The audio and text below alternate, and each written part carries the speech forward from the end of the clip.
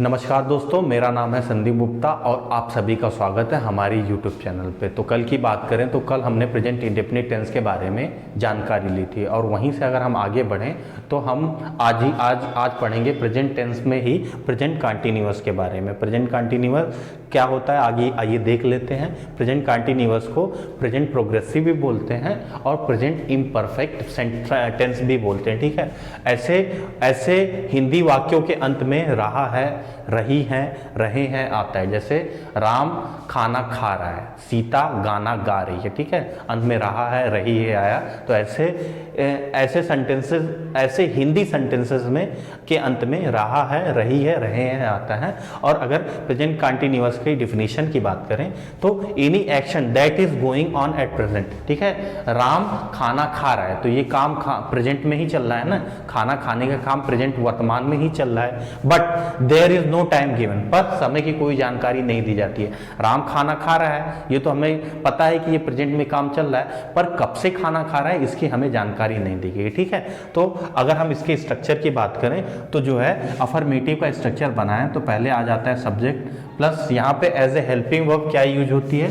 As a helping verb हम is का use करते हैं, एम का यूज कर सकते हैं, आर का यूज कर सकते हैं। प्लस जो है मेन वर्ब के लिए हम वर्ब की जो प्रेजेंट पार्टिसिपल फॉर्म होती है, प्रेजेंट पार्टिसिपल वही जो वर्ब की फोर्थ फॉर्म होती है जिसको हम आईएनजी फॉर्म भी बोल देते हैं। ठीक है, उसका यूज करते हैं। देन उसके बाद आपका ऑब्जेक्ट आ जाता है, हाँ, प्लस उसके बाद फुल स्टॉप आ जाता है। ठीक है, और अगर हम ये देखें कि इज का यूज कहाँ पे होता है, एम का यूज कहाँ पे होता है, आर का यूज कहाँ पे होता है, तो हम देख लेते हैं। अगर आपका सब्जेक्ट जो है सिंगुलर है, ठीक है, तो वहाँ पे हम इज का यूज करते हैं। ठीक है, सब्जेक्ट सिंगुलर क्या होगा हमने प्रीवियस लेक्चर में पढ़ा था।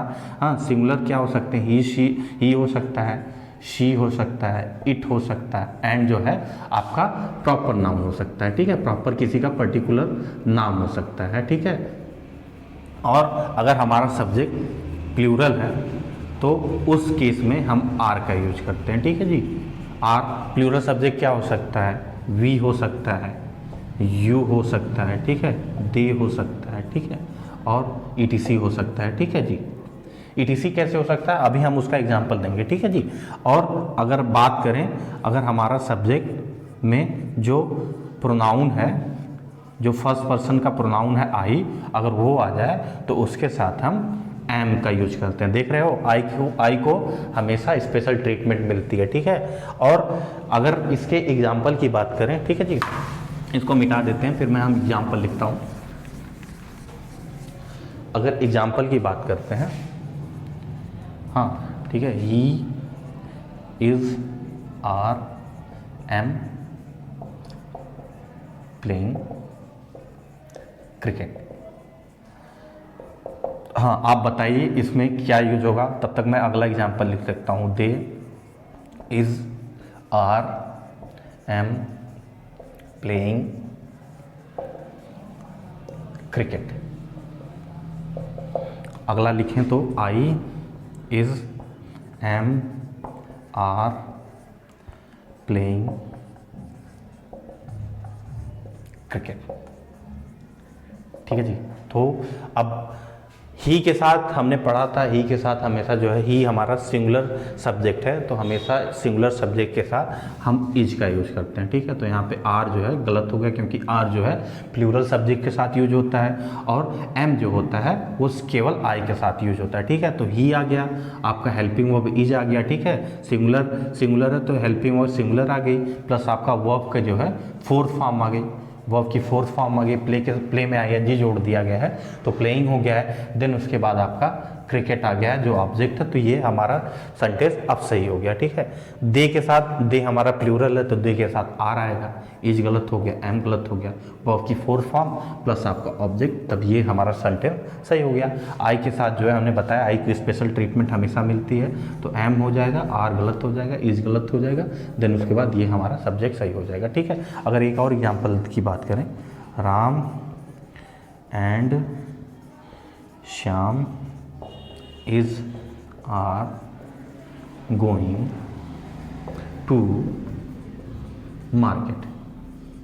अगर बात करें Ram and Shyam is are going to market, जैसे हाँ, तो यहाँ पे क्या होगा, इज का यूज होगा, इज सही हो जाएगा नहीं, हाँ, अब आपने पढ़ा था कि हम हमेशा प्रॉपर नाउन के साथ जो है सिंगुलर सब्जेक्ट यूज हो सकता है। तो हाँ, प्रॉपर नाउन के साथ सिंगुलर हेल्पिंग वर्ब यूज होती है, लेकिन यहाँ पे एक प्रॉपर नाउन नहीं है, यहाँ पे राम भी है, श्याम भी है।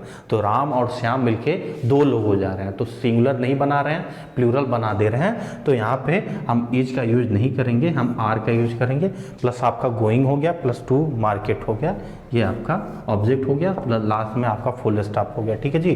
तो अब ये समझ में आया जो हमने ईटीसी लिखा था वो क्यों लिखा था, कि जो है सब्जेक्ट के जगह पे और भी आ सकते हैं, सिर्फ वी यू और दे नहीं, और भी सब्जेक्ट आ सकते हैं। ठीक है जी। आगे अगर हम नेगेटिव स्ट्रक्चर की बात करें,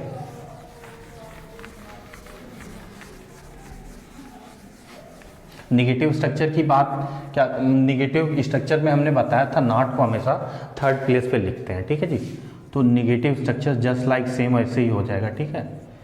नेगेटिव स्ट्रक्चर की अगर यहाँ पे बात करें, ठीक है, तो हम जो है subject plus is am helping और हमारी इज एम आर हो गई, प्लस जो है हमने बताया था नॉट को हमेशा थर्ड प्लेस पे यूज करते हैं, तो नॉट हो गया, प्लस वर्ब की फोर्थ फॉर्म हो गई, प्लस आपका ऑब्जेक्ट हो गया, प्लस आपका फुल स्टॉप हो गया। ठीक है। अगर इसके एग्जाम्पल की बात करें तो he is are not going to market. और एक और एग्जाम्पल लगे, they is are playing not cricket. आप सॉल्व करिए, सॉल्व करके बताइए। ठीक है। I am is not playing cricket. ठीक है जी। तो इसमें बात करें तो ठीक है, ही हमारा सिंगुलर है, तो उस हिसाब से हमारा इज आ गया, आर गलत हो गया, नॉट थर्ड प्लेस पे आ गया, प्लस गोइंग हो गया, प्लस टू मार्केट, वर्ब की फोर्थ फॉर्म प्लस ऑब्जेक्ट, तो ये हमारा सही हो गया। ठीक है। They is are playing not cricket. ठीक है जी। तो दे के साथ जो है हमारा प्लूरल हो गया, और जो है आर जो है इज गलत हो गया और आर जो है सही हो गया। ठीक है। तो हमने पढ़ा था ना, आपको बताया था कि जो नॉट है हमेशा थर्ड प्लेस के बाद आता है, हेल्पिंग वर्ब के बाद आता है। ठीक है। तो यहाँ पे जो है नॉट सही जगह पे नहीं लगा है, तो हम इसको पहले गलत करेंगे, पहले इसको सही करेंगे। तो नॉट आपका हमारा पहले आएगा, फिर आपका वर्ब की फोर्थ फॉर्म प्लेइंग क्रिकेट हो जाएगा। ठीक है। तो अब आपका सही हो गया। ठीक है। आई के साथ हमेशा एम का यूज होता है, इज गलत हो गया, नॉट थर्ड प्लेस पे, प्लेइंग क्रिकेट, अब ये आपका सही हो गया। ठीक है जी। आगे अगर अगले स्ट्रक्चर की बात करें तो अगला स्ट्रक्चर है आपका इंट्रोगेटिव स्ट्रक्चर। इंट्रोगेटिव स्ट्रक्चर कितने प्रकार के होते हैं आप अपने बताइए। ठीक है। आप जो है कमेंट बॉक्स में लिख के बताइए। ठीक है जी। इंट्रोगेटिव सेंटेंस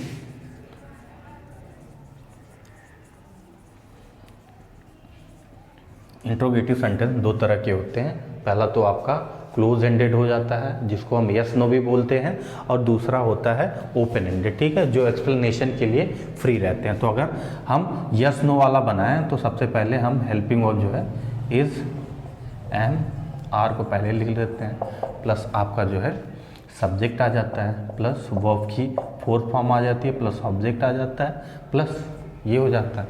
सही हो गया? नहीं। ठीक है।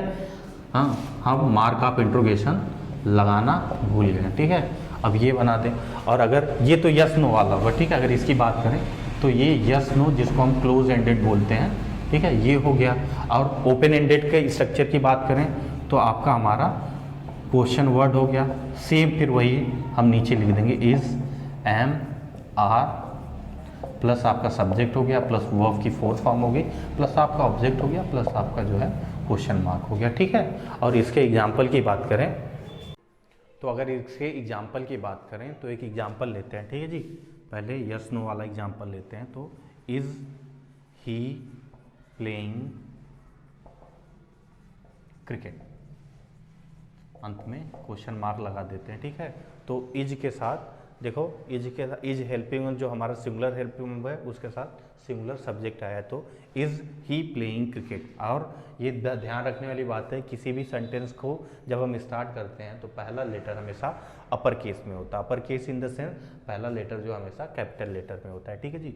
और यहाँ पे इज आर दे प्लेइंग